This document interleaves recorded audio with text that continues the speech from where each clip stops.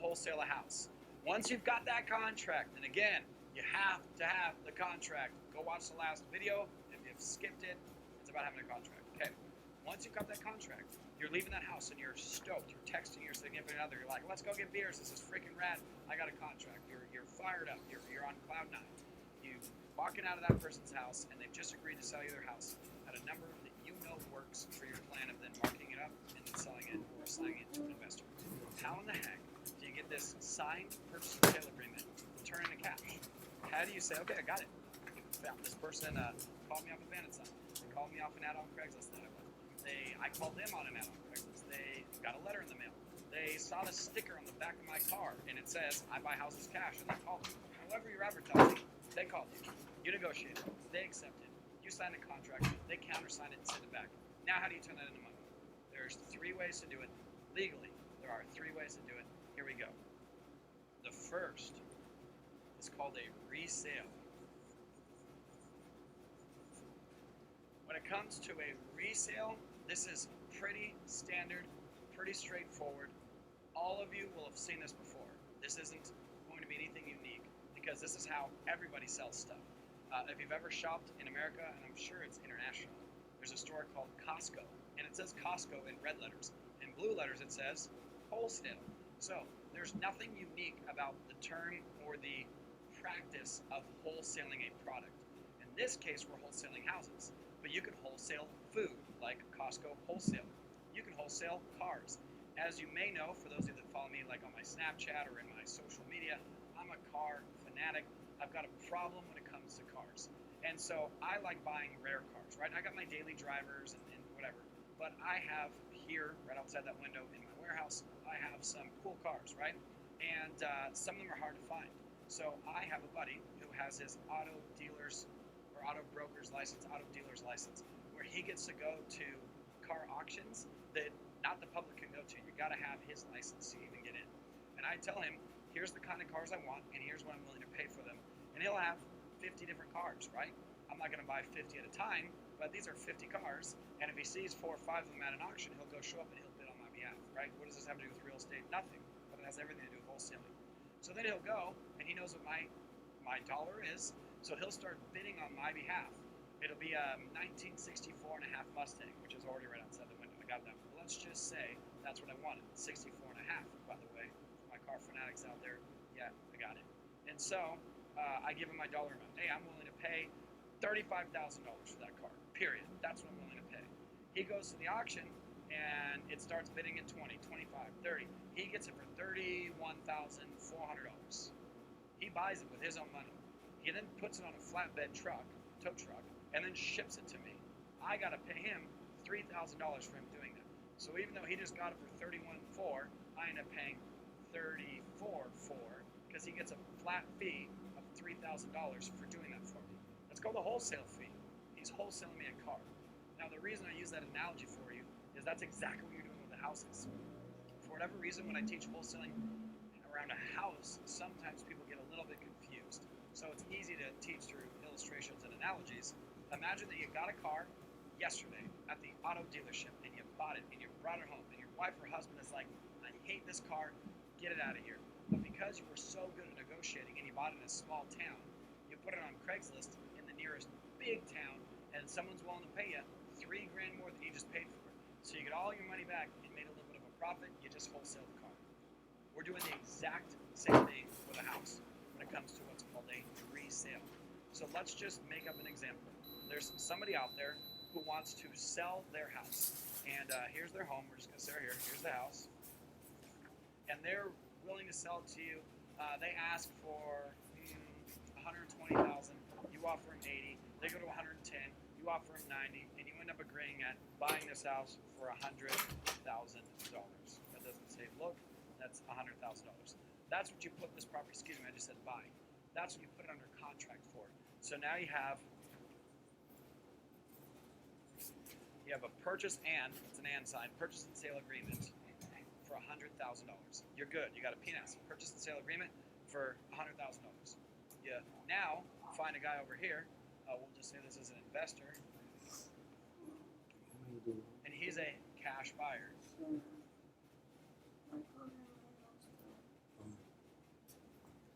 cash buyer. Here we go. He's stoked on life. He's happy because he's a real estate investor and he's got cash. There we go. See how happy he is?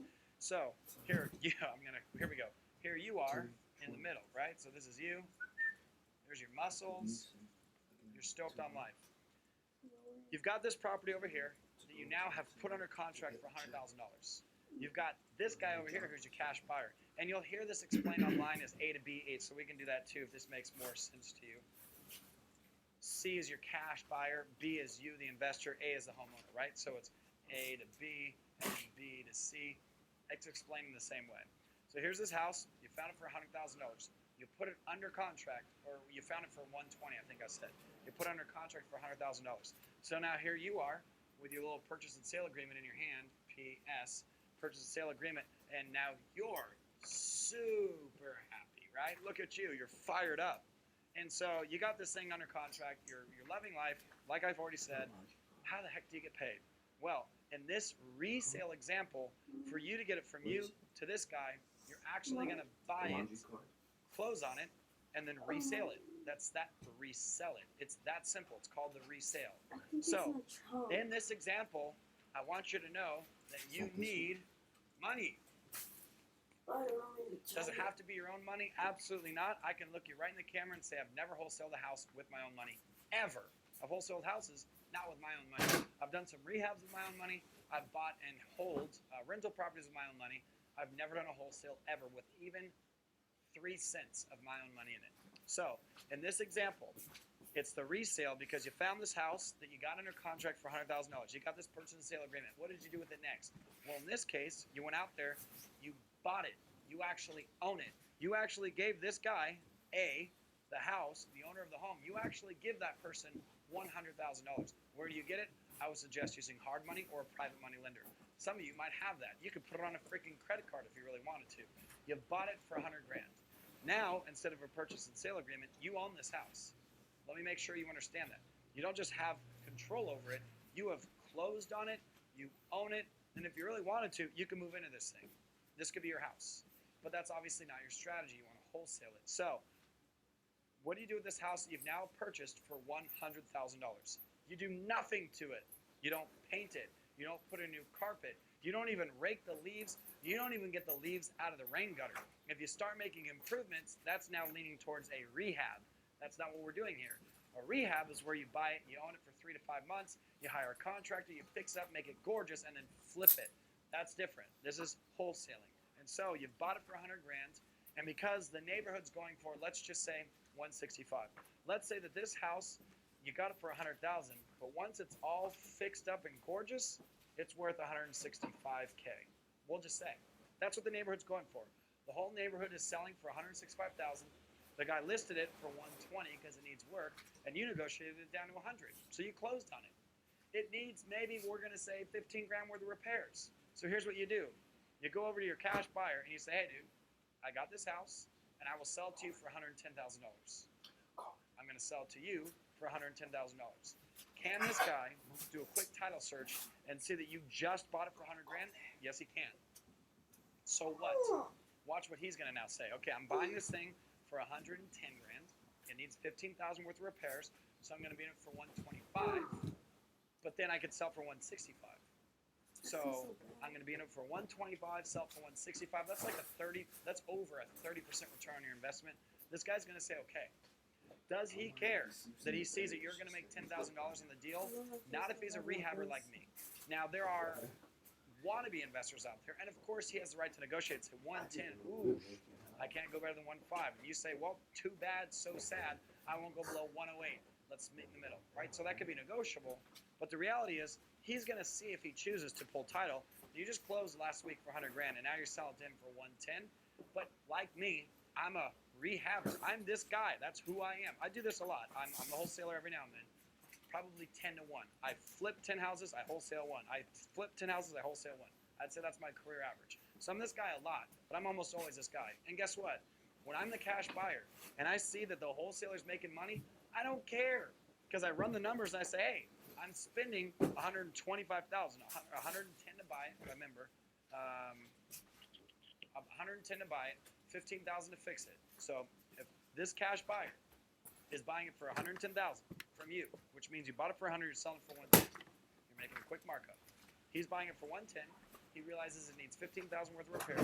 He's doing it for $125, selling it for $165. He doesn't care that you made 10 grand because he's about to make 20. So keep that in mind. In this resale strategy, yes, they will see what you're buying it for, or what you bought it for, excuse me, but who cares? And I guess I was going to make my own video on this, but let me just be clear, especially in the next one, which is called an assignment that we're going to cover next.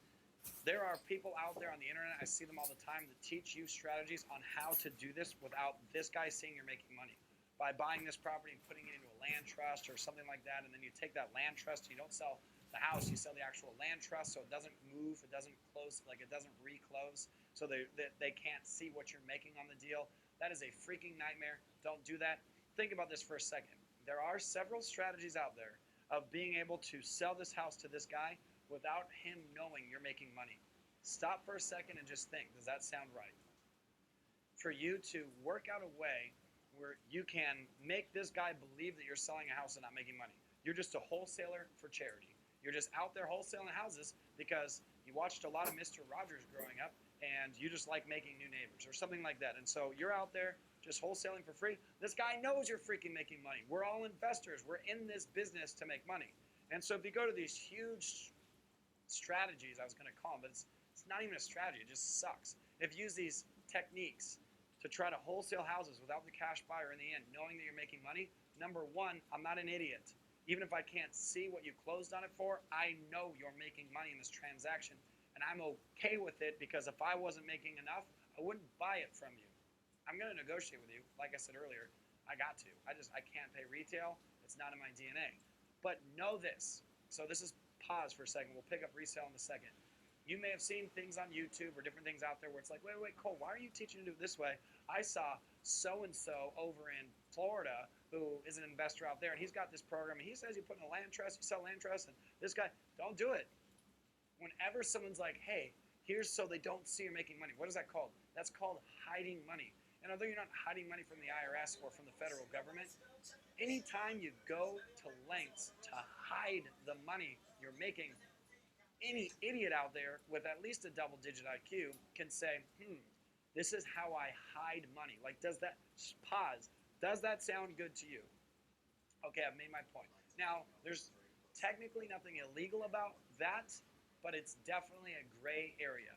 So again, let's address it. I'm not knocking those other guys out there that have these wholesale programs where they try to upsell you all day long. I'm just hooking you up with this for free. You're welcome, or included in the program you've already bought. As you know, we added wholesaling. But I want you to know that there are people out there that, again, will teach you how to do strategies to hide this. I know those strategies. You don't need to. Those are for people who literally suck at selling. So if you suck so bad at selling, you can't get this guy to buy it for 110 even though he sees you bought it for 100 by showing him he's going to make 40 grand when all the dust settles. If this guy says no and you can't convince him to buy it, then go buy those other programs and watch your back because it's definitely a gray area. For the rest of us, we say, hell yeah, I just bought this for 100, and you bet I'm selling it to you for 110. You're lucky I'm not selling it for 120. Take it now because it goes up to 113 tomorrow, right? We're salespeople. If you don't know how to sell, go buy Grant Cardone's program. Grant's a friend of mine, and he's really great at sales. And you know what? Maybe I'll create a sales program for you guys. Send me a message or something once you see this video and let me know if you want one. But, so that was a big rant, and I apologize, but it gets me heated when I see investors teaching brand new investors that you should be hiding money on deals, and they teach you all these creative strategies to do so. It's not good. Anytime you're on purpose going about a transaction in a way that hides profits, that just, no matter who you are, it doesn't sound right because it's not. Don't do it. The only strategy, again, and you're like, oh, maybe you fast forwarded through this part, whatever, but the only reason that people do that is because they're afraid that when this guy sees you're making 10 grand, they're going to say, nope, if you're making 10 grand, I don't want it. Are you kidding me? I know you're making money when you're selling me a house. I know it. You're not a charity worker. You're not working for Habitat for Humanity or the Red Cross just giving me a house. I know you're making money. And I don't care as long as I'm making money to justify it. And if you came to me and you were wholesaling me a house for 110 that I knew I was going to make 40 grand on, I don't care if you got it for $1 and you're making 109 grand on that deal, of me buying it at 110, fits within my scale of what I'm willing to pay, then it's green lights. I don't care that you're getting paid. I don't care if I realize you're making more on the deal than I am. Like, I'm gonna make 40, so I'm okay, and you're gonna make 50, then I'll make you buy lunch. That's it. Okay, so that's it. Let's get back into the resale. Here we go. I've purchased this house, or you have purchased this house for $100,000. You now own it, and you know short-term income goes inside an S corporation. If for whatever reason you skipped the tax and legal part, scroll back up and watch those videos. So when I close on this for $100,000, it's not going in my name. It's not going in an LLC. It's going in an S corp. S for short. So I bought this property for $110,000. It's now closed in Thrive S Corp, we'll just call it, which isn't a real company, but let's just pretend it is. So I now close on this property. It's now owned by Thrive S Corp that I control. It's my company. So now I've got this asset that I've closed on for $100,000. I find my cash buyer and I say, hey, listen, done nothing to this property. Of course, and you don't need to tell them that. They're going to know that. But you have done nothing to it. You bought it for $100,000, nothing to it.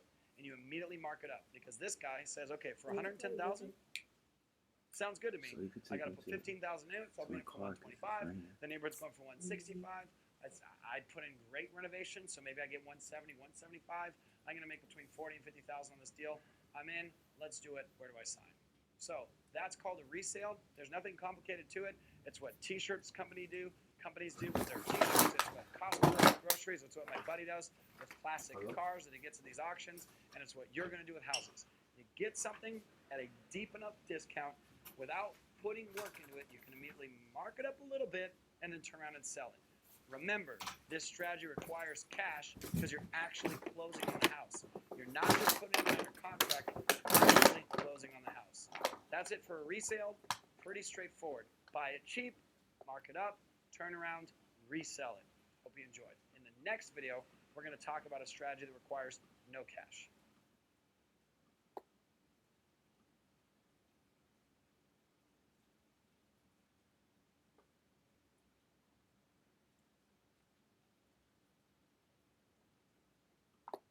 Welcome back, it's Cole. We just got done talking about a resale.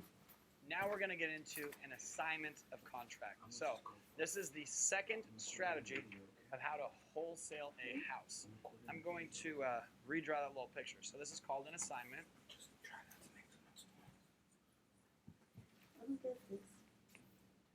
I'll just cut to the chase. Remember the other one had dollar signs over here? Guess what? This one does not require your own money. So that should get you a little bit excited. Okay, so here's this house right here. Remember, we're buying it $100,000. I'm going to redraw this whole picture. Here's you. There's your muscles again. That's your purchase and sale agreement. And here's your cash buyer. Remember, he was happy. Remember, you were stoked. And ABC. Again, you'll see other people that have put it out like this. C and A to A to B. Okay, watch this. So we're all caught back up. New thing, here we go. When it comes to an assignment of contract, this is the most popular way to wholesale a house. By far, the majority of wholesalers out there are assigning contracts. In the last example I just gave you, we were doing what's called a resale, where you bought it, you own it, you're now returning around, and you're reselling it. That's a great strategy, but that's not what we're doing in this case. I'm going to say that I've done this one, I don't know, of all the wholesales I've done, probably 80% of the time. I mean, I don't even keep these type of metrics, so this is a total guess. I couldn't even go back. Well, I guess I could go back and look at my books if I wanted to audit myself, but no offense, it's just not worth the work. My intuition says, out of every 10 wholesales I do, 8 of them I do an assignment. That's what my intuition says. I may be off. It may be 60%. It might be 9.9 out of 10. I don't really know, but I'm going to say my gut instinct says I do the resale where I buy it, own it, turn around and resell it, maybe 20% of the time. All right, so let's get into this. Here we go.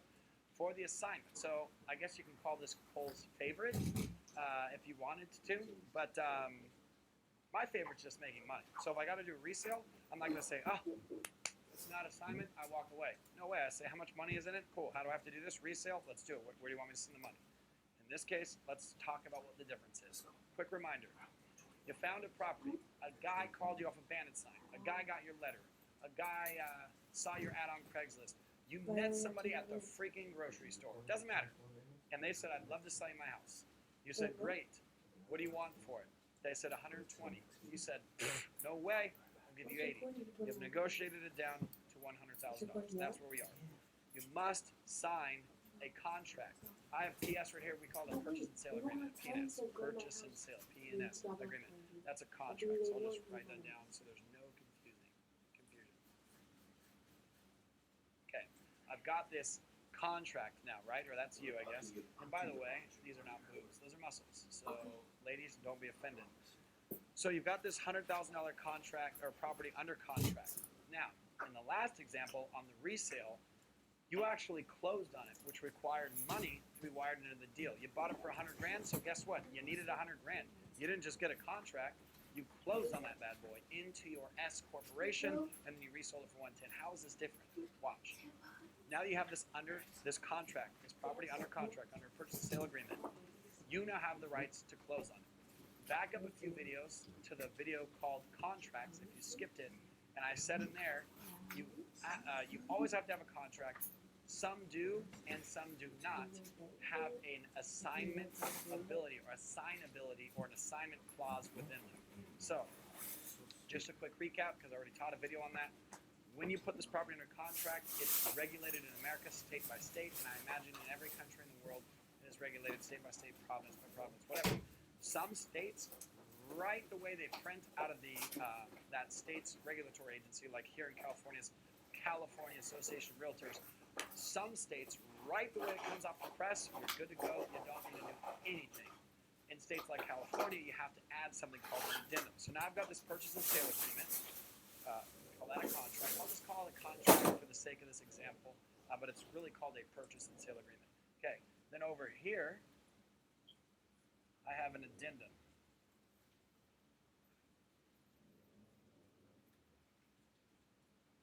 I don't know if addendum has two D's. Doesn't matter. You don't know how to. It doesn't. Yeah, apparently, you don't need to know how to spell it. You just need to know to fill it out. So you got your addendum right here that allows you to assignments. So I'll do ASGN for assign. Cool.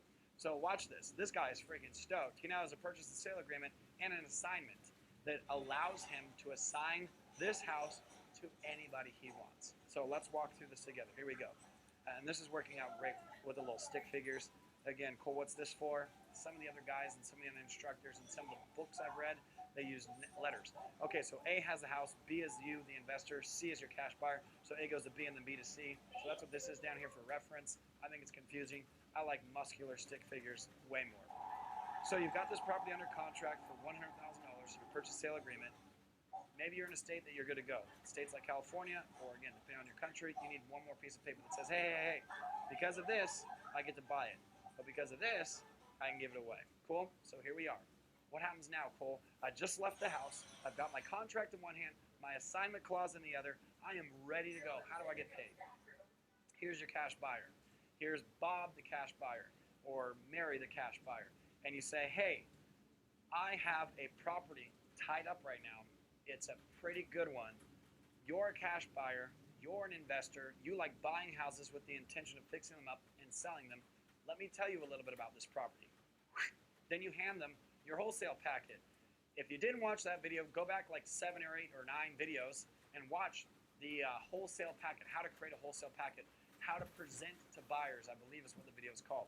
So once you have these things in your hands, you're going to use what I taught you in the how to create a wholesale packet and how to present to buyers to talk to this person right here. And essentially at the end of that conversation, after reviewing your wholesale packet, and I'm literally, like you might be speeding through this video, I'm just trying to be so thorough, I don't want there to be any questions. So I'm being almost ridiculous in how I'm explaining this right now for a couple of reasons. Number one, it's Friday night at 7:07 p.m., true story. And so my buddies and I in the other room already had a beer or two. That might be one reason I'm a little sassy right now. Another reason is this is not complicated stuff. And what some people who are the analytical types out there, which I know you're here, what's up? You overthink things and make it too complicated. So I'm literally explaining this like I'm teaching a 6th grader. That's no offense to you. Einstein actually says, if you can't explain something to a 6th grader, you don't actually understand it. So what I've learned as a teacher is always be teaching like I'm teaching a sixth grader. That way everyone understands it. There you go. Back to this. You walk out of there, you got your purchase sale agreement, you got your addendum signed.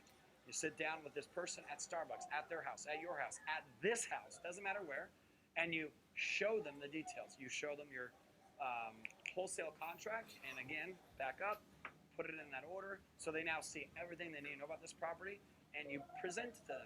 He runs the numbers, and he says, okay, let me get this straight. This property needs about 15 grand worth of work because in your wholesale packet, they see your contractor's scope of work. They say the neighborhood's going for 165 because in your wholesale packet, you included a CMA. Look it up. It's comparative market analysis. Look up the wholesale packet video again. So they've seen, okay, based on the CMA, based on the comps, this property's going to sell for 165, 175 all day long. Based on the contractor's scope of work, the repair estimate, the bid, depending on who you are, what you call it, it's looking like it needs $15,000 worth of work. So I could sell for 175, it needs 15 grand worth of work. All right, what does this person, you, the wholesaler, want to sell to me for? And you say, listen, as you can see, I have it under contract for 110 grand. I will assign this to you for $10,000, which means you're going to have to give me $110,000 bucks. So this guy, he has 110 grand in his checking account. That's his checking account. You have this property right here under contract for 100 grand. So you put it under contract for $100,000. That's what this contract is right here. You then have the right to assign that contract to anyone you want. And you go to this guy right here and you say, you've seen the numbers. I will give you my rights to buy it. Do you see this contract right here? It will literally go from my hand to your hand.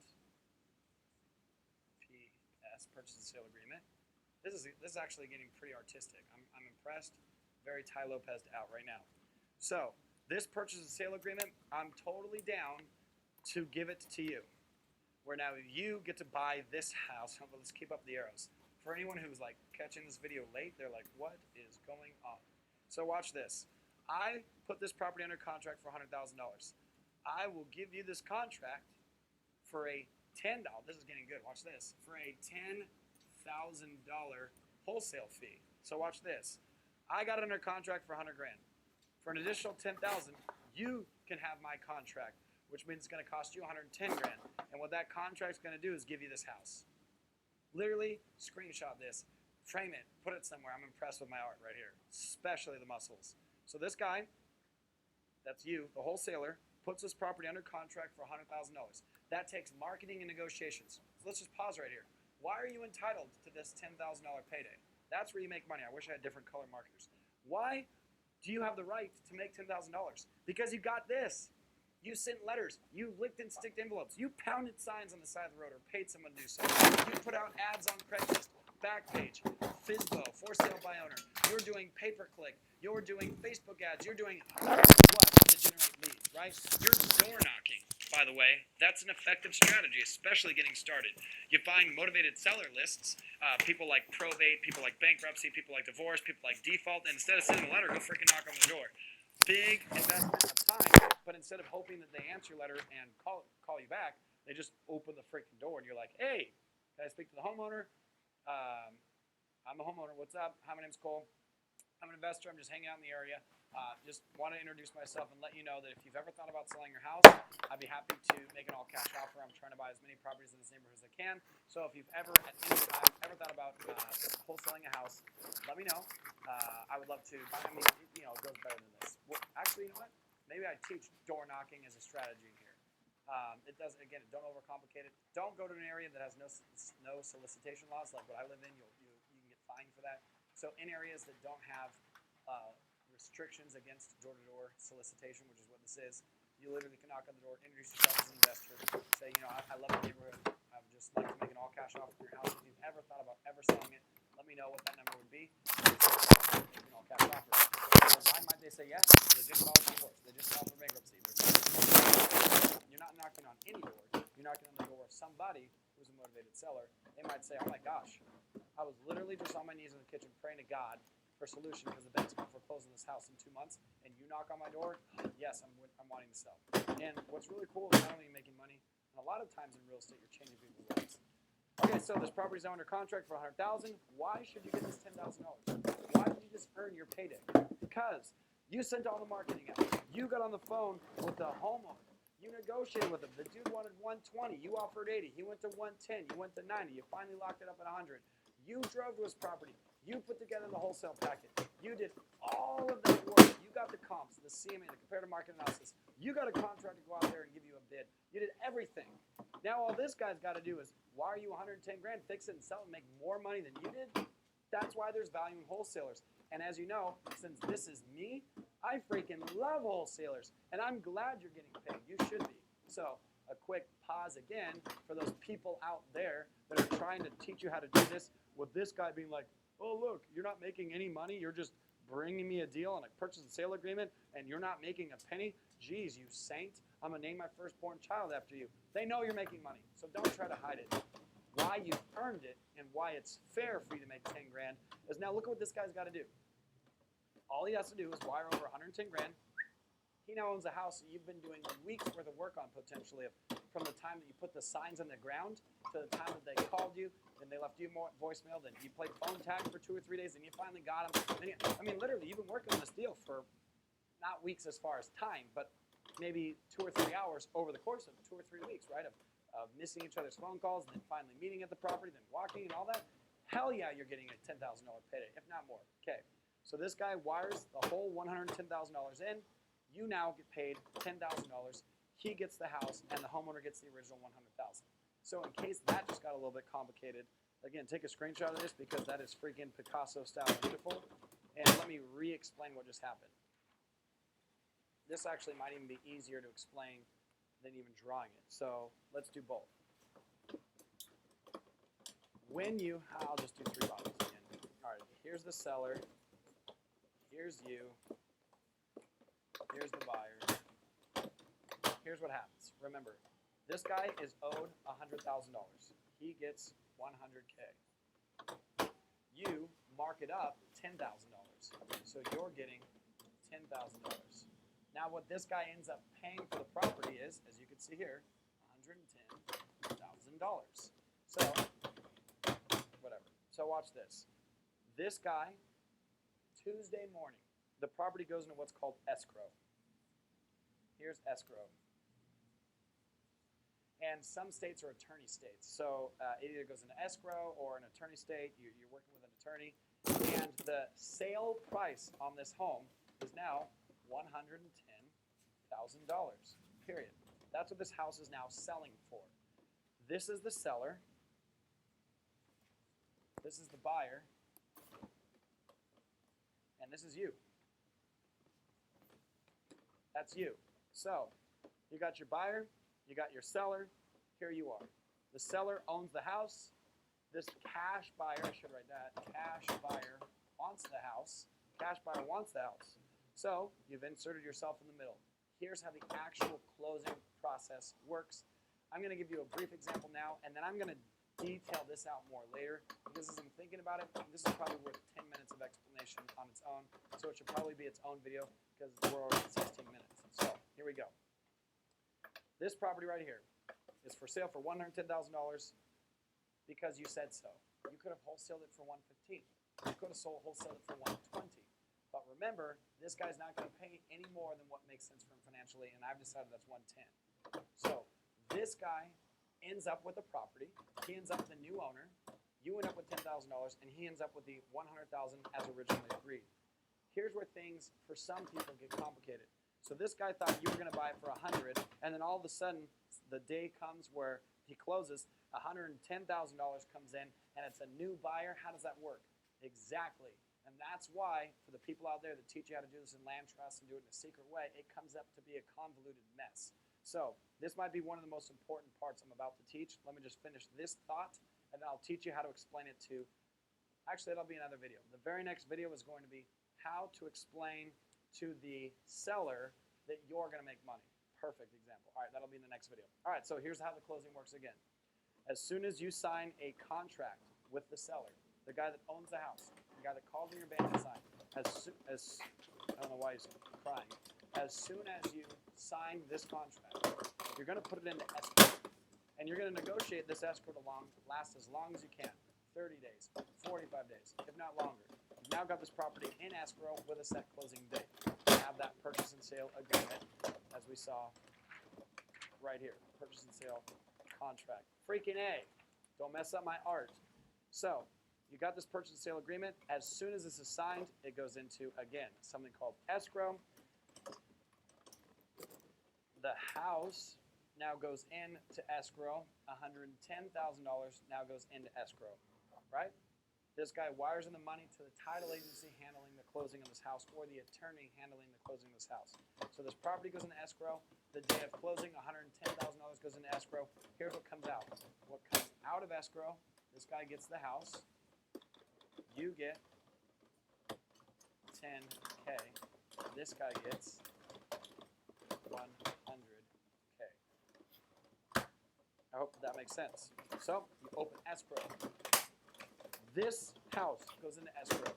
The buyer wires in 110,000. Now inside escrow is a house at 110 grand. At closing, the house goes to this guy, 10,000 goes to you, $100,000 goes to the seller. What does the seller get? Exactly what you told him he was going to get, $100,000. What do you get? A $10,000 fee. Where do you get this? Cut straight, and it's an assignment fee. Remember, this is not a commission. That's what realtors get. This is an assignment fee. So it's a profit. So this guy gets 100 grand just as agreed. The title agency that's handling the closing. So here's escrow, which is handled by either a title agent or an attorney. Either an attorney or a title agent is handling that. This attorney office or title agency is going to close this property into the name of your cash buyer. They're going to cut you a check for $10,000 and they're going to cut the seller a check for 100 grand. So at the end of the day, this guy makes us 100,000. This guy gets the house for 110,000. And that extra 10 grand comes to you. I'm going to say that last part again because this is where people get confused. So watch this. You've put, let's back up. I got to fix this. You put the property, come on, baby. Yes. You put this property under contract. This guy, in order to get this contract, has agreed to pay you a $10,000 wholesale fee. They know they're paying you a fee. They wire 110 into escrow. Out of that title agency, out of the escrow account, the property goes to this guy. He gets the house. The $100,000 goes to the seller, and the $10,000 comes to you. So how is that different? And maybe I went too deep. Maybe I got complicated by really over-explaining it. How is this different than the resale? Simple. In a resale, you buy it, you now own it. You either move into it or say, I don't want to move into it. I'm just going to sell it for more than I paid for it.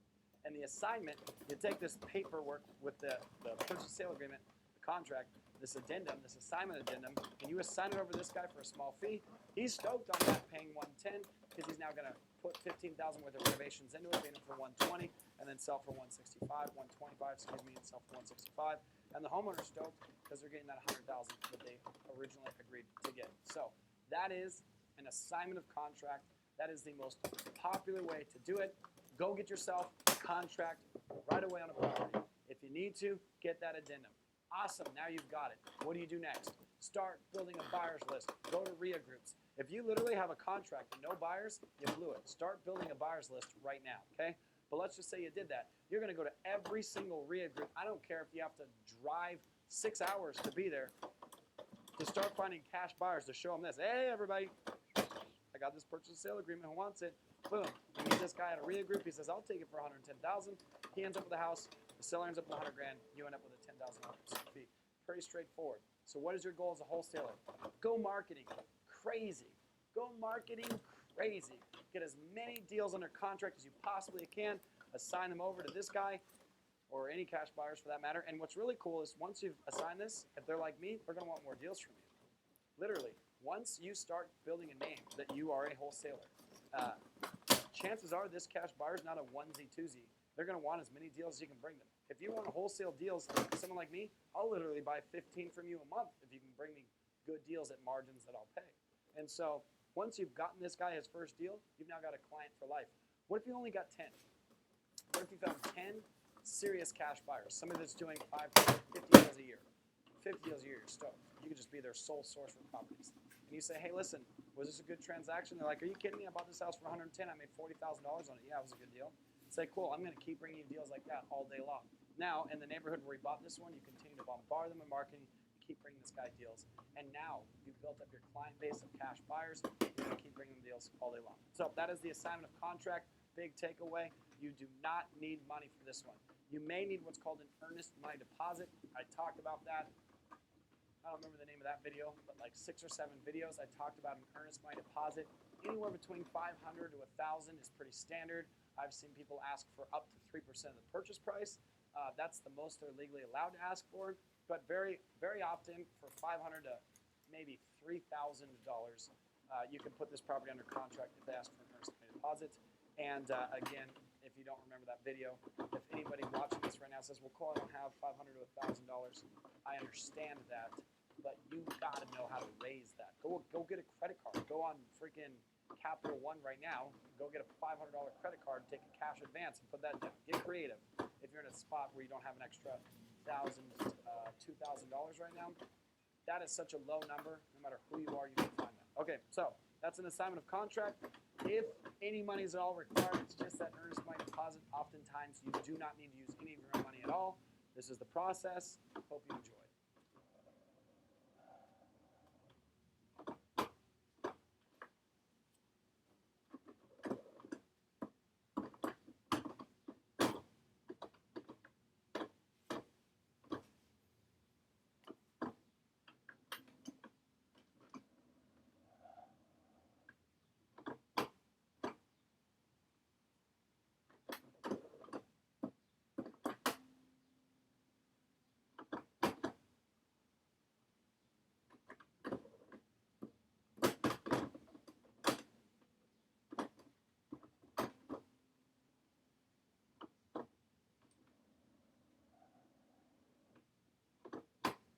What's up? It's Cole again. Right now we're going to talk about the third strategy. We've already talked about how to resale. Buy it, own it, turn around, sell it. We talked about an assignment of contract. Put the property under contract. If you need it, have an addendum, and then just assign your rights to someone else. Hey, John, you're a cash buyer. Look at this deal I got under contract. You want it? You do? Here you go. Go nuts. Thanks for the $10,000. Now we're going to talk about the last possible strategy, which is called a simultaneous close. Now, don't do this one. I almost didn't want to teach this one for the sake of it being hard to do legally. It's not illegal. Make sure you got that. It is not illegal to do this. It's just hard to do it legally here in America, right? And that's across all 50 states. You can do it, but you got to have attorneys involved. It's complicated. I've done these before, not by choice. I'm the rehabber, and the wholesaler's wholesaling it to me as a simultaneous close, so I've got to do what they want me to do. But I don't enjoy it. That's a longer process. It's more expensive. Bottom line is I'm only going to teach it because I don't want you to do it. So I'm going to show you what not to do, as opposed to not teaching it at all and somebody wants you to do a simultaneous close and you're like, oh yeah, let's do that. So here we go. Last one.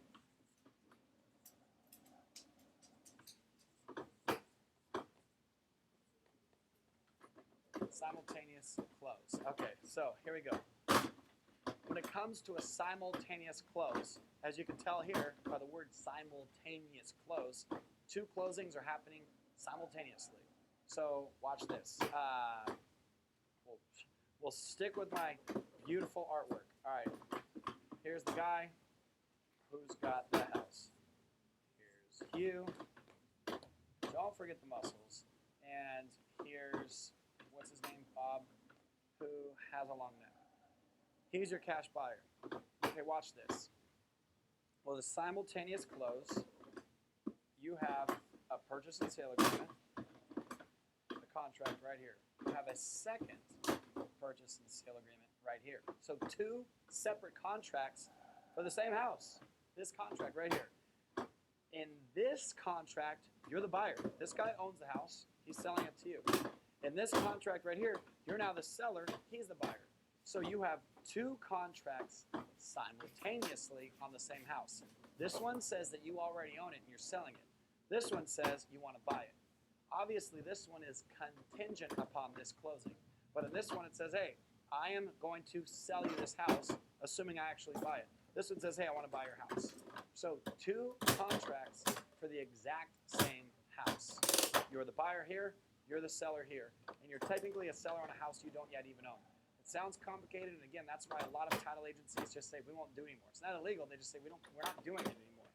Here's the advantage. Here's what happens. And here's again, this is going to be a shorter video because I don't even want you to do this one. But watch.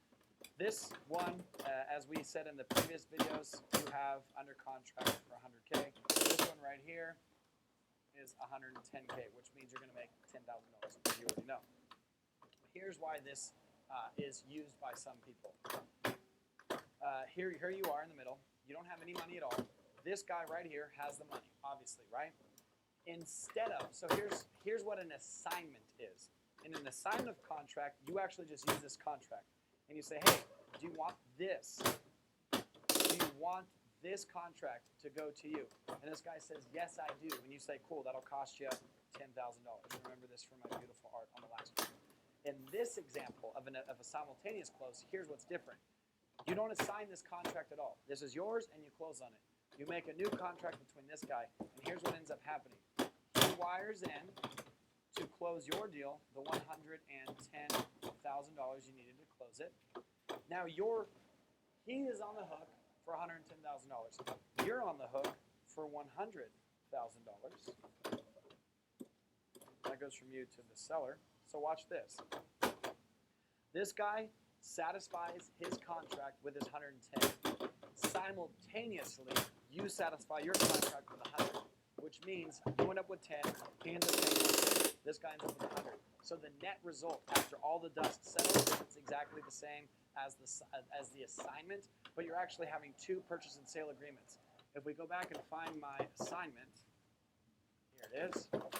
Look, why is this thing sticking so bad? This is just hurting my feelings. I do all this beautiful artwork and it ruins itself. This contract is the only contract in an assignment. Watch how this is different. This purchase and sale agreement, you actually give that to him.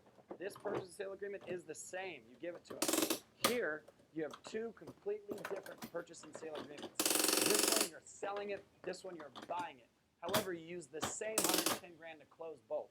So let's just say this one's scheduled to close on Tuesday morning. This one is also scheduled to close on Tuesday morning. Both contracts for the same house, scheduled to close on the same day. Homeboy wakes up, he wires in his $110,000. Awesome. Your purchase and sale agreement is now taken care of because it says cash due from buyer, 110 grand. But guess what that title agency is going to say? You're also on the hook right here for 100 grand. So they're going to say, hey, this guy's on the hook to you for 110, but you're on the hook to this guy for 100. So what we're going to do is take this guy's 110 and satisfy this contract. It's now taken care of.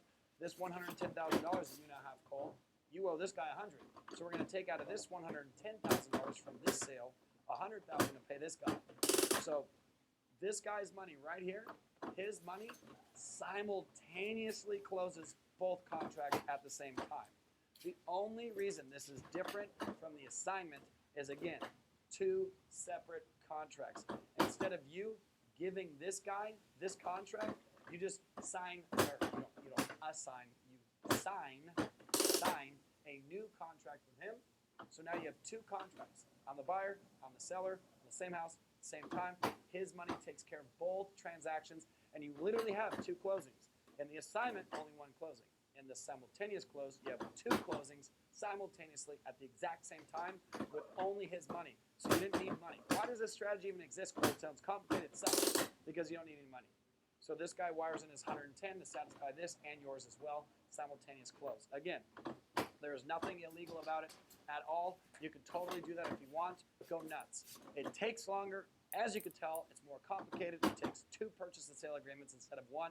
And in the state of California, you need an attorney for this. And now guess what? That attorney wants to be paid money, so you make less. So bottom line is that's a simultaneous close. You have 2 phenomenal other options.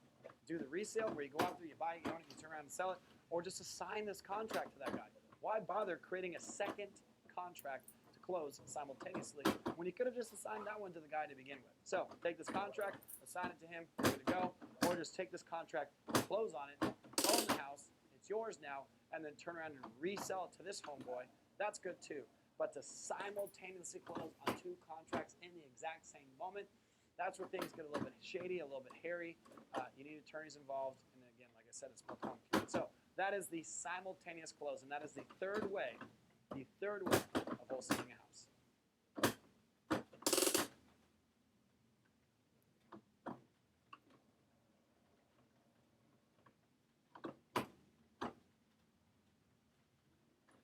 What's up? It's Cole again.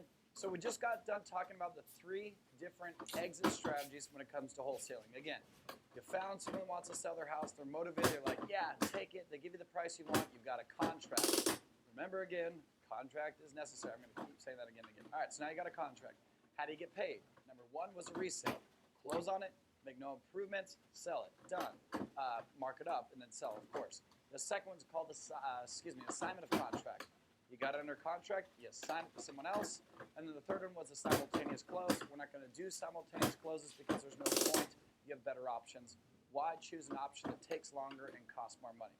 So now you know how to exit the deal, how to either take that contract and turn it into money through the resale, the assignment, or the simultaneous close. How do you actually structure a wholesale now? So there's kind of 3 parts to this. The first part is understanding the laws behind it, not being a realtor, being an investor, having that equitable interest or equitable right, depending, same thing. So we covered that ground. Then we talked about our 3 different exit strategies: assignment, resale, and simultaneous close. Now the last part of wholesaling is talking about how to actually structure a deal. And here's how you do it. There are 2 ways to structure the deals when you're doing wholesales. The first is called a traditional. Traditional wholesale. Just say traditional wholesale. Traditional wholesaling is pretty standard. Here's an example of traditional wholesaling. You go out there and you start marketing for the deal. So step 1 is market for the property. Market for deals. And again, we've already talked about how to do that. Go back a few videos on how to do marketing for wholesale deals. But you've gone out there and you've marketed for some deals. That's step 1. The phone starts ringing. They've seen your advertisement on Craigslist, Backpage. What else? You met them at a RIA group. They've called up a banner sign. You've sent them letters because they're a motivated seller. Cool. Your phone starts ringing. Step 2, you should already know this. I shouldn't even have to fill this in. What's step 2? Somebody's like, hey, I saw your sign on the side of the room. Yes, I'd like to sell you my house at the price you want. What's step 2? Please have the right answer.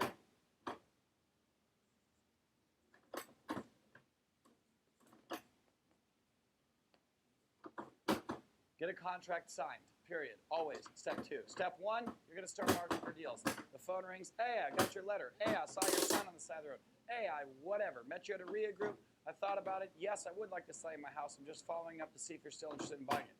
You would say, of course I am. Awesome. Let's get that bad boy under contract. Now you have that equitable interest. Step 3 is now you've got a market for buyers. Instead of market for deals, it's market for buyers.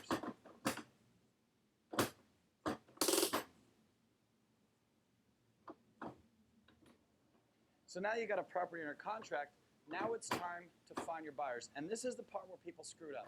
Step 1 and step 3, really. Step 1, they don't know how to do marketing for deals. They make the declaration, I am going to be a real estate investor because, gosh darn it, all those reality shows on TV, flip this house and all that stuff. It looks like fun, so I just decided I am too. Cool. But they have no idea how to get their phones to ring. So that's step 1. We've already covered that. Way earlier in this program, we talked about marketing, and then more recently in this particular section of this program, I talked about how to market for wholesale deals specifically, right? So you now know how to market for deals. Why isn't your phone ringing? Because you're just not doing it enough or consistently enough. I have gotten a few messages on my Snapchat, is the main way I communicate with you guys. On my Snapchat, a couple of you have said, Cole, man, I send out like 50 letters and my phone didn't ring. Okay, I send out like 5,000 letters, and I do it like every single month. Maybe not every single month, but I'm sending out tens of thousands of letters a year. So if you send out 50 letters and for whatever reason those 50 letters didn't turn into a deal, have realistic expectations. Good direct mail marketers get single-digit returns, like 1, 2, 3%.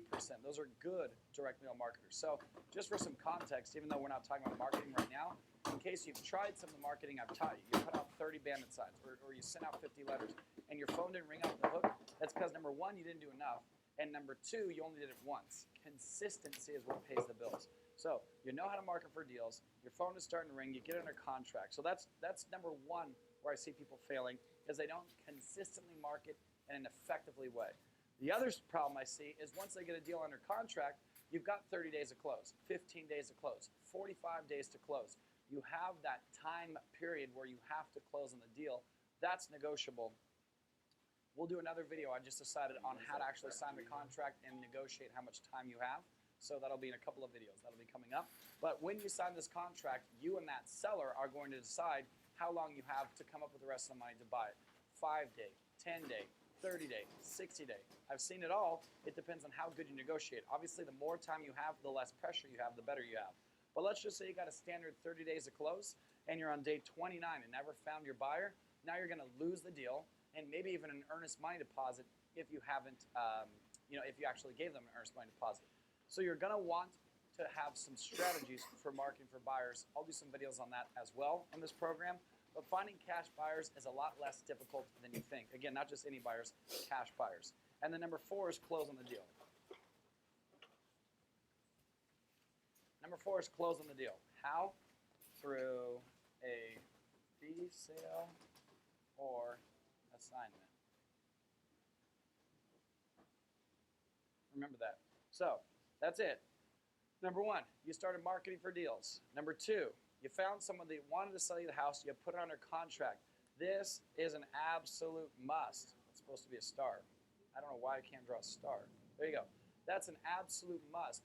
Do not go out there and try skipping step 2. That's what makes this totally legal. If you skip step 2, you either need to be a licensed real estate agent or just know you're breaking the law. So you got some people calling you. You put it under contract. Now that you've got a house under contract, you created your wholesale packet. Go back a few videos for that.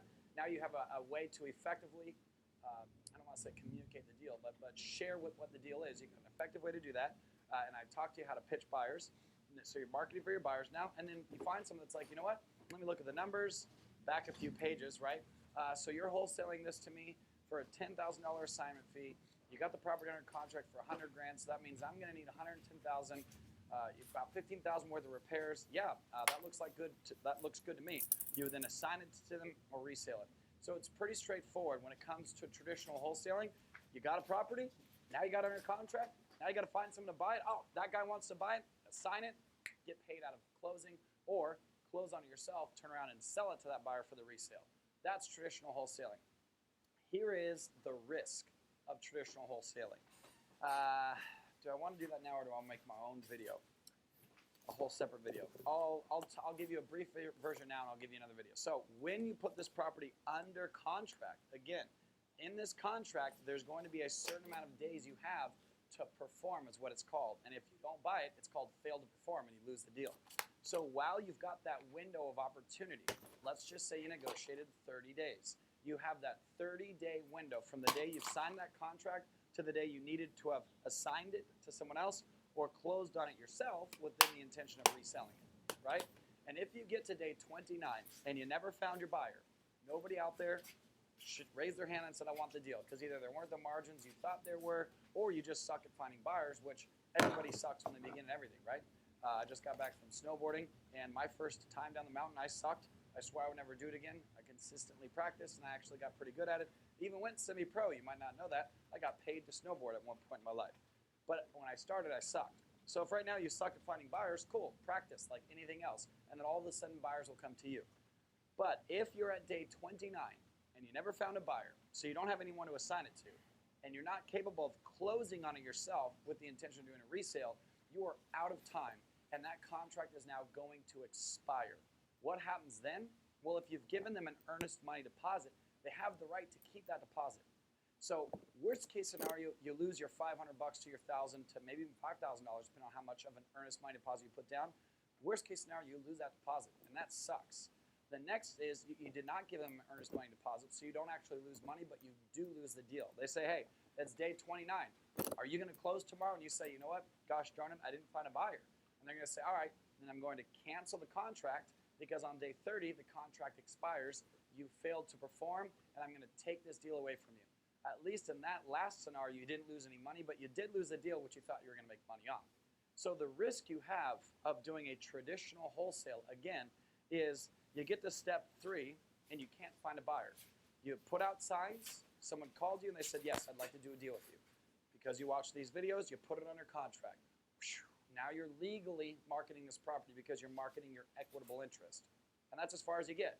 You got a property under contract, you start trying to get the whole world to buy it, you go to a couple of RIA groups, it's just not a good deal, people aren't interested, or you're just having a hard time finding a buyer, you run out of time, you never get to step, or you do step 3, you're marketing for buyers, but you never get to go to step 4, closing, and that's where you get paid. And so the risk is losing your deal, or even worse, losing your earnest money deposit. Because when you put it under contract, you've given them some money and you fail to perform, you don't find that buyer in that allotted time that you and the seller agreed on, then they will not only just take that deal from you, again, you'll lose your earnest money deposit. So then how do you solve this? And the way that you solve it is what I'm going to cover in the next video. So I don't want you to think that this is a bad strategy. I use this all the time.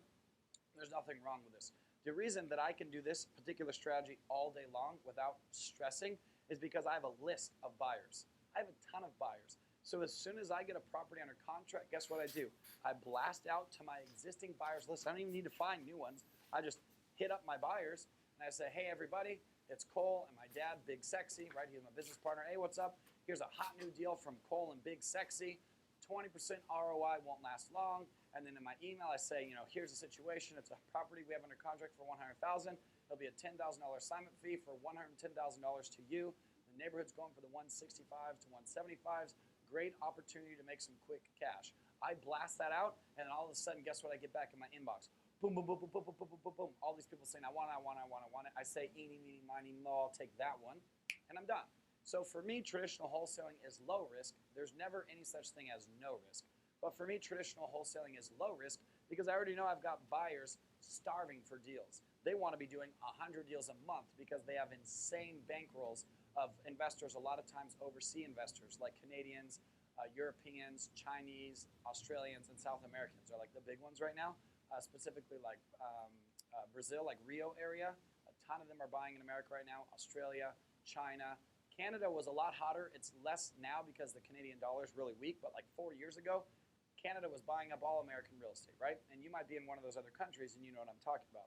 So I've got this list of buyers who a lot of them are borrowing money from Dubai. Let's just say that Bob out there has $10 million from Dubai that he's paying 4% interest on.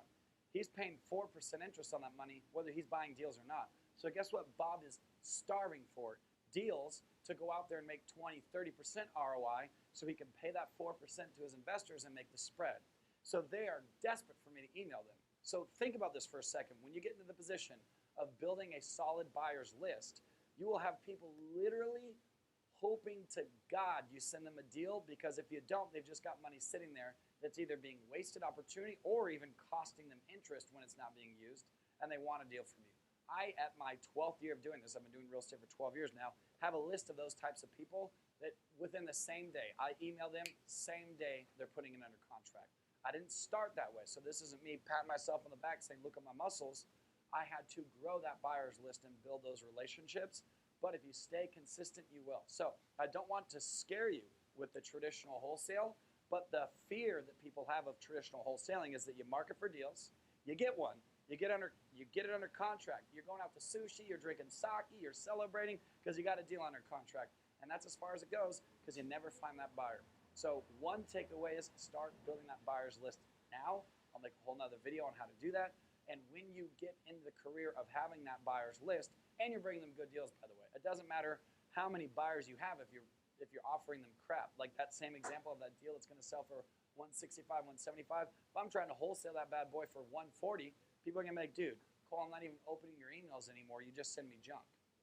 So once you build your buyer's list, it's real simple. You're marketing for deals, always. Your phone is ringing, always. It's the law of averages, the numbers game. Every now and then, one of those calls that comes in hits. You get your deal, you put it under contract, you just remarket it to your buyers. Your buyers say, yes, I'll take it. Then you close. You rinse and repeat. And so for people that are doing a wholesale deal a month or 2 or 10, it's because they've got great marketing to get their phone to ring 30 times a day, and they have a list of buyers. And all they're doing is connecting the dots. I feel like I want to draw this. So here we go. When it comes, again, to traditional wholesaling, you've got your marketing. And that gets your phone to ring. Okay, I'm going to try to draw a phone here. There's my phone, right? Whatever. So here's your phone, and it's ringing off the hook. Ring, ring, ring. Cool. These deals are coming in. You're now going to put it under contract. Contract, that. So the next step is to put under contract, and then the next step is to market to your buyer's list, and then get paid. And that's the next step, is to get paid. So, again, the secret, or I don't want to even say it's not a secret, the strategy, the big thing behind traditional wholesaling specifically that will make you successful is having some killer marketing campaigns to get this phone to ring non-stop. The phone is ringing all day long because you've got bandit signs up. You've got whatever type of advertising you want to do consistently. Again, multiple marketing campaigns consistently being implemented makes your phone never stop ringing. If you're getting 30 to 50 calls a day, you're going to be having a multiple 6, maybe even 7-figure business. Again, every call that comes in is not going to be a deal. They don't want to budge. They're not really motivated. They want more than retail. And you're like, wait a minute. Your house is beat up, and because the neighbors, and this happens all the time, homeowners don't know any better, and they're greedy. So they're going to be like, well, my neighbor down the street who's got a house smaller than mine sold for 800 grand, so that's what mine's worth because mine's bigger. Yeah, but your neighbor had fully renovated, fully upgraded, and your house is a piece of crap. So they will use comps that they're aware of and assume their house is worth the same. When I'm on the call with those people, I'm not going to try to convince them. I'll say, listen, I can't get anywhere near your number. If you decide you're willing to come down, give me a call back. Hang up. But every now and then, maybe of every, I would say in my life, I look at, or I take 100 calls, I look at 100 deals to make an offer on 20 to 30 of them to get one. That's probably my career average. My phone has to ring 100 times. I've got to, or in my own research, I'm looking at a total of 100 deals. So between my phone ringing and me just Google searching, driving on the weekends and looking at homes, I have to see 100 addresses to find 20 to 30 that I actually like. The other 70 just don't make sense to me. Of those 20 to 30 I actually like, I make an offer, I'd probably get one house. So if you can get your phone to ring 30 times a day, that's just a matter of, that's probably 4 or 5 wholesales a month. Cool, where am I going to get the money to do 4 or 5 wholesales a month? You don't need money. You put under contract, now you've got this huge buyers list of 1,000 cash buyers around the country that you live in, and those 3 or 4 deals you're getting a month, you immediately market to these thousands of buyers. You get 15 offers per deal, every deal you do, and then you get paid. And it's just connecting buyers and sellers. If you remember a couple of videos ago, it's A to B, B to C. Now, when you're going B to C, you having under contract B to then C, your buyer's list, dude, you're getting paid all day long. So that was a bit deeper than I wanted to go. But when it comes to traditional wholesaling, let's back up again. Don't be afraid of it. But the fear is once you get under contract and you start marketing for buyers, if you never find the buyer, if you never can get that contract to your buyer's list, you're never going to get paid. And in some cases, even lost your earnest money deposit. There's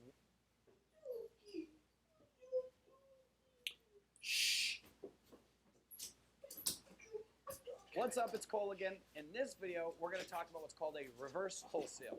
In the last video, we talked about traditional wholesaling. This one's called reverse. And here's why.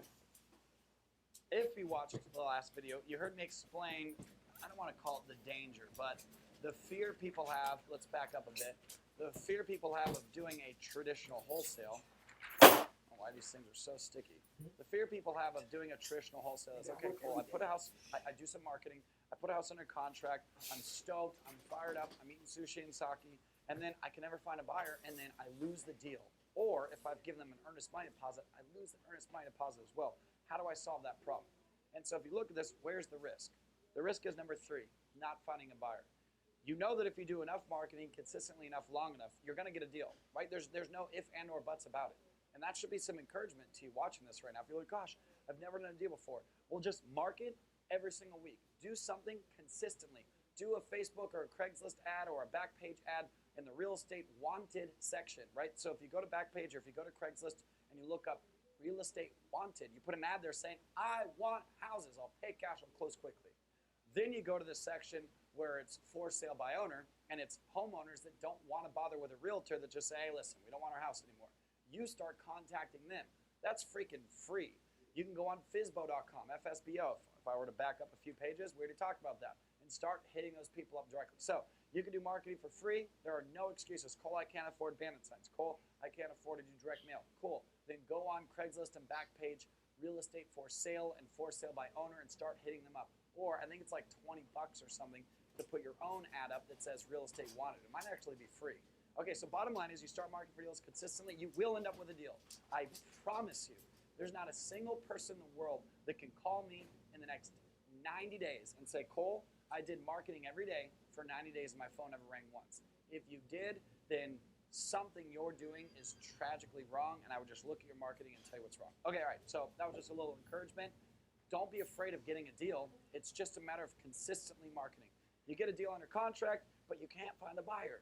I meet people that are wholesalers that do this all the time. Cole, man, for like the last 6 months, I've gotten like 8 deals under contract, but I keep falling out, as they'll call it. I keep falling out of escrow because I can't find a buyer. So watch this. Here's what makes it a reverse wholesale. If the risk and if the fear of this strategy is I'm not going to be able to find a buyer, so all my hard work, all my marketing, and all the stuff I've done to get a property under contract, I'm not going to be able to sell it, which is when I get paid. So the fear is then I can't find a buyer. So do you know what a reverse wholesale is? Instead of number one, market for beers, why not? A market for beers. Instead of market for deals or market for buyers, you're marketing for beers apparently. It's a Saturday and I guess I'm ready for a beer. But so here we go. Instead of marketing for deals, you're marketing for buyers first.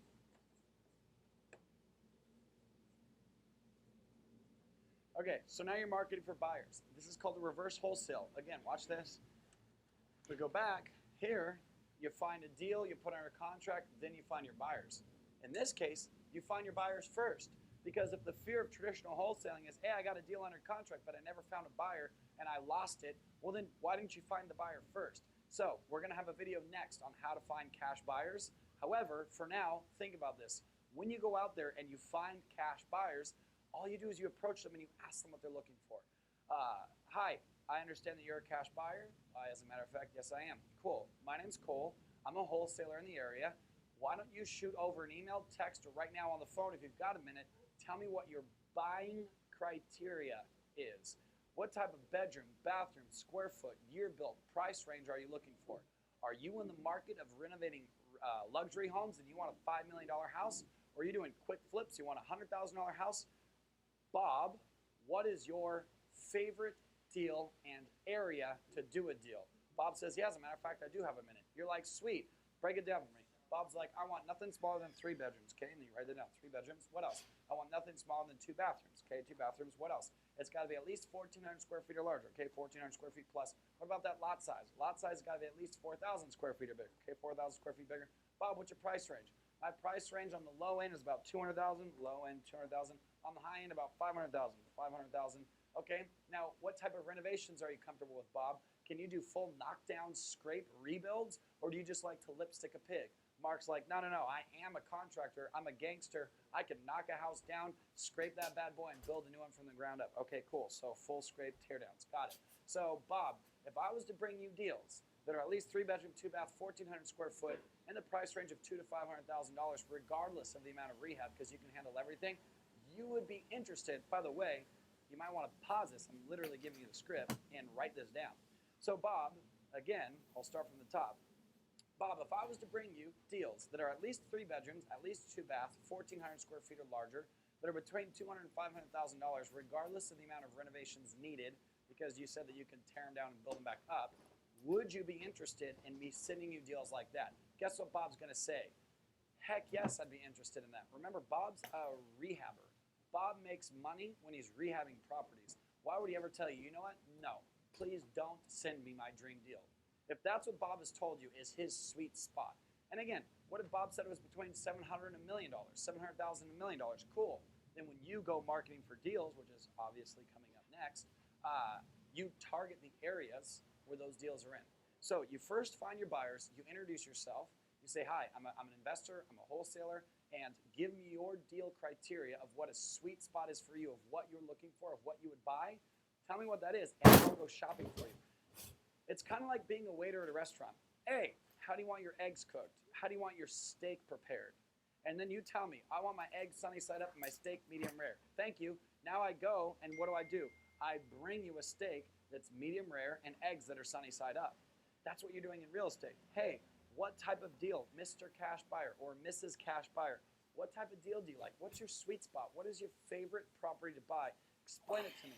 If you could clone a house and do that for the rest of your career, what would the house look like? And that cash buyer breaks it down for you. Now, guess what? All right, so you've got your buyer's criteria. Now you look at the city that you're in, right? So let's just say you're in Denver, Colorado, right? Let's just make that up. So you just talked to a buyer, and they say, listen, I like houses that are 3-bedroom, 2-bath, the whole thing.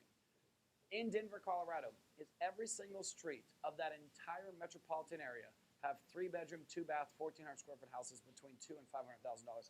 Of course not. They have gargantuan cabins that are $10 million, and they've got studio apartments that are who knows how much in Denver, Colorado. So it's going to make it easy for you to find the areas. Oh, and by the way, I would ask your buyer what type of areas they want. If you ask me, I can name every city in 10 seconds. Cool, what's your buying criteria? Well, I like South Orange County. I'm specifically looking for Laguna Niguel, Laguna Beach, Mission Viejo, Laguna Hills, Costa de Casa, what the heck? I can't think of the thing. Ladera Ranch. Like, I can go through every city where I want to buy deals. Maybe as far north as Newport Beach. Irvine is good. Costa Mesa, east side Costa Mesa is fine. Tustin, I'll go to Tustin. That's my sweet spot. Maybe Lake Forest, depending on what part of Lake Forest. I mean, I know these cities, so I know exactly where I would be buying from you. Okay, so you can even ask your buyer what cities they like. That makes it even easier for you. But the point is you now have their buying criteria. So you then can go and market in those neighborhoods. So I know that I've got a buyer that will buy in the south side, we'll just say, of Denver. That's the cities he says. Like, I like South Orange County. Nothing wrong with North Orange County. I just don't want to drive that far. South Orange County is where I like to buy. So let's pretend that this buyer, Bob, is South Denver. That's where he likes to be. Then guess where I'm going to start sending my letters? To the addresses of motivated sellers in South Denver. I'm going to start putting out my bandit signs in South Denver. I'm going to start putting Craigslist ads saying that I want houses in South Denver. Same thing with, Backpage ads. I'm going to look on FSBO.com for properties with addresses that are in, guess where? South Denver. And I'm going to focus my marketing on the South Denver. I'm going to, instead of the whole city of Denver, I'm going to narrow it in and focus in South Denver. Because why? I've got a buyer with cash that wants those deals. This is huge. I'm almost going too fast. We should slow this down. I just know that there's a lot of videos, and so in case you've noticed, I talk quickly and I try to keep these things between like 5 and 15 minutes so that you actually get through them, because I've bought courses like this before, and when every video is an hour long, I just don't watch them. I just don't. I don't care how much money I could make. I'm not interested. So I am going to slow down and repeat this. Now that you've got a guy or a gal, doesn't matter, you've got a cash buyer who has told you exactly what they're willing to buy. They say that this, if you brought me a deal like this, I'd buy it tomorrow. And as a side note, they should also show you to have the money, a proof of funds. Say, listen, Bob, if I'm going to go market for deals for you, I want to make sure that you have the capacity of buying a deal. So show me your proof of funds. That's totally normal. Yes, you are asking them to show you how much money they have, but I get asked for a proof of funds all the time. It's totally normal. So that person has now proofed up to you, proof of funds. You now know how much money they have, how much money they're willing to spend, and what they want to buy. You start targeting your marketing. Step 2, target marketing.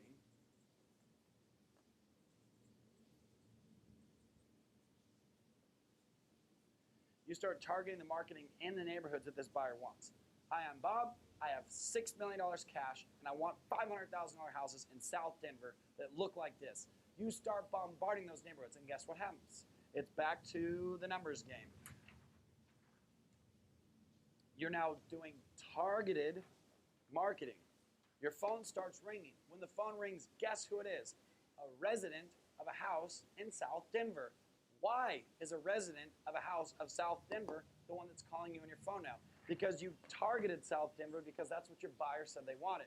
So you got this cash buyer that says, I love South Denver, bring me those properties. You went crazy. That's where you put your bandit signs. That's where you sent your letters. Those are the properties that you cold called because they were on, again, Craigslist, Backpage, FSBO, whatever.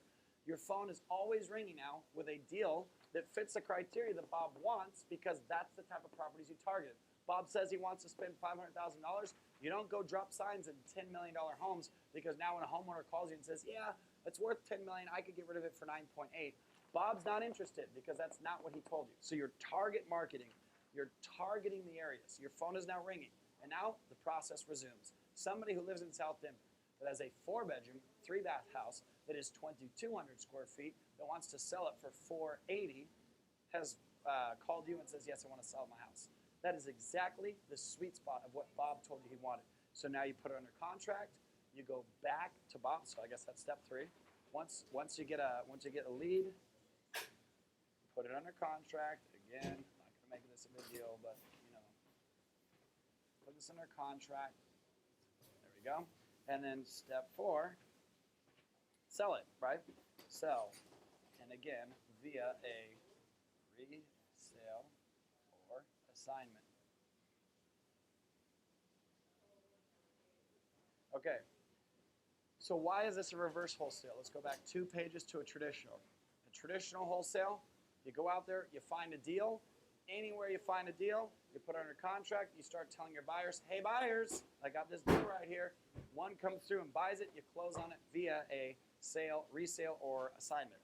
In this place, you actually find your buyers first. You say, Bob, what do you want? And then imagine you've got 10 Bobs out there, right? You've got 10 cash buyers that have all told you what they would buy. If you brought this deal to me, I would pay cash for it tomorrow. Awesome. You go find those deals via target marketing. You're not just marketing to anyone in Denver. You're marketing to people who have at least remember the criteria? 3-bedroom, 2-bath, 1,400 square foot house with a 4,000 square foot lot minimum that is between $200,000 and $500,000 regardless of rehab in South Denver. You're targeting those areas. Your phone is ringing. One comes through. It's a perfect fit. It's a dream come true. You put it under contract. You get back a hold of Bob, say you want it. Bob's like, yeah, wow, that was service. Man, we just talked on the phone last week, and now you're bringing me a deal that's exactly like I want. Yeah, I'll take it. And then you resale it or you assign it to Bob and you get paid. So why is the reverse wholesale, remember this is a reverse wholesale, why is a reverse wholesale a very attractive strategy? Because there's less risk, never no risk. There is less risk with a reverse wholesale because you've got the buyer. The big fear or risk of a traditional, again, is that now you got this property under contract, you never found the buyer. Oh my gosh, I've got 28 days, 26 days, 16 days, 6 days. Oh my God, I've got one more day and still no buyer. Okay, I lost the property. In this case, you got a buyer waiting for you. Then you just go get them deals. You're like a concierge. You're like a VIP, like concierge. Hey, what do you want? Cool, I got you. I'm going to bring it right to you, turnkey. I'm going to charge you $10,000 because I asked you what you wanted. You told me. I spent the money on the marketing. I spent the time boots on the pavement, knocking doors.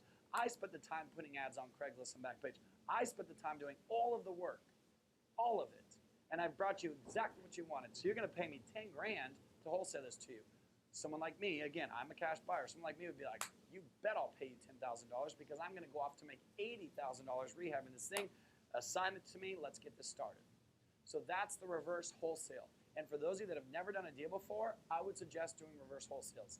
This is the best strategy for someone who's brand new to real estate that I can imagine. You're going to go out there, you're going to start making buyers. Again, the next video will be how to find these cash buyers, but you are going to build this list of cash buyers out there. You will find people who have houses they want to sell. Excuse me, you will find people who have cash that want to buy cash for houses, pay cash for houses, whatever. Want to buy houses cash. You're going to build that list. You're going to have 5 of them. You're going to have 15 of them. You're going to have 50 of them. You're going to have hundreds of them. Then you're going to have thousands of them. And then it's such an easy business. You've got this feeding frenzy of buyers with cash coming out of their pockets that are desperate for deals. You know exactly what type of properties you want, so you can target market them, and you're just bringing them the same exact deal they want every single time. Every single time. It's like literally working in a restaurant. Hey, what do you want? Medium rare? Gotcha. What do you want? Well done? Gotcha. It's no stress. Just go get it out of the kitchen. What do you want? You want medium, not medium rare, you want just medium. Cool. Go to the kitchen, bring them medium. And that's why waiters just deliver food to their customers exactly like their customers order all day long, and they get tipped. In this case, you're delivering deals to cash buyers all day long, and instead of getting tipped, you're getting cashed out chunks of cash, 5, 10, 15,000 at a time. It's big picture. This is my favorite wholesaling strategy. Go out there, build this buyer's list, and start bringing them what they want. Again, I will never look in this camera and say that there is no risk in real estate. but this hedges against a lot of the risk because now that your buyer's waiting for you, and the more buyers you have, the less risk you have. Because let's just say that Bob, who told me he would buy a house between $200,000 and $500,000 in South Denver, looks at the deal and he's like, nah, I'm just not interested, because he doesn't like that it's against the hill, so the backyard has no view. The backyard is just bushes because it's graded, and that's a hill that goes up to the next person's backyard. Or maybe it's double loaded, right? When you're standing on your driveway, you stare across the street at another house versus single loaded like I live on, where you look across the street and it's plants. So there might be a reason that even though it's a real good fit for Bob's criteria, he's nitpicking the deal and he's like, yeah, I just don't like that it's on a cul-de-sac, or it's not, I only like houses on a cul-de-sac. I don't like that it's on a busy street. Yes, it fits my buying criteria, but I'm going to pass. Then what do? Well, you lay on the ground, you roll around, you cry, you say real estate doesn't work, you pull out the grass, you call yourself a failure. No, you don't. That's what people out there do. What you do is you go to the next buyer on your list. Hey, Johnny, I just talked to Bob. He's not interested in this one because he's wussing out. No, you wouldn't say that. But you'd say, hey, Johnny, here's another deal. Hey, Megan, here's a deal. Hey, Lori, here's a deal. Hey, Oscar, here's a deal. And you would show your entire buyer's list, and then you're good to go. So you're going to want to build a big, beefy buyer's list. And there's really two things wholesalers need. Great marketing, so your phone's ringing all day long, and a great buyer's list, so you have some of the wholesale deals too all day long.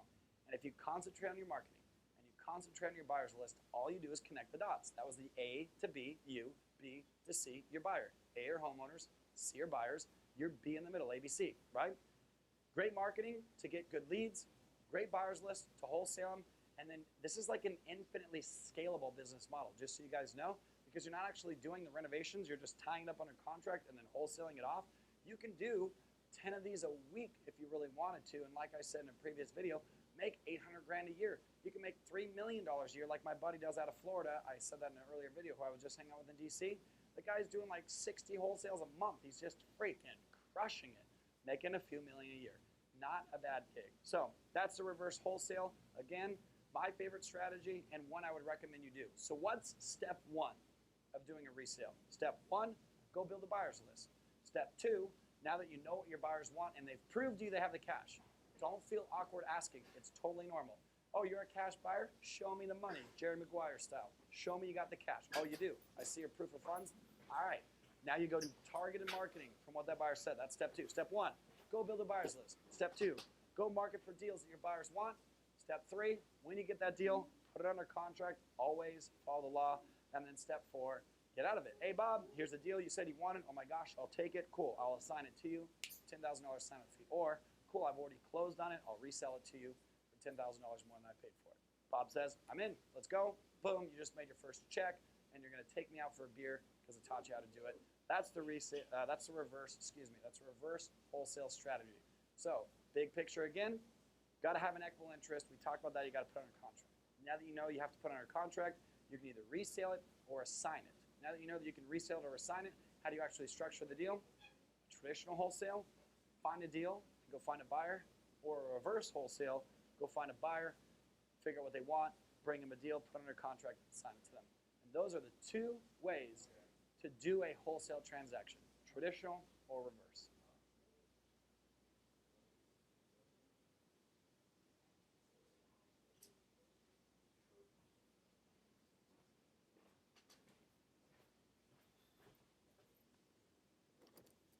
What's up? It's